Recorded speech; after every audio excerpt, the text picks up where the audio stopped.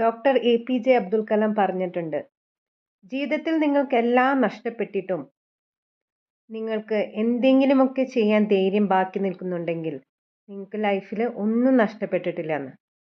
നമ്മുടെ ലൈഫിൽ നമ്മൾ വിചാരിക്കുന്ന പോലെ സക്സസ് ആവില്ല അല്ലേ? ഇപ്പോൾ ഒരുപാട് പഠിച്ചിട്ട് നമ്മൾ വിചാരിക്കുന്ന പോലെ നമുക്ക് നല്ലൊരു ജോലി കിട്ടില്ല.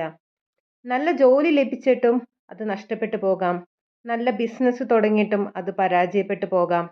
നമ്മുടെ ലൈഫിൽ പലരും വന്നും പോയിക്കൊണ്ടിരിക്കും അല്ലേ? നമ്മളെ സപ്പോർട്ട് ചെയ്യുന്നവരും പലരും തള്ളി പറഞ്ഞുകൊണ്ടിരിക്കും.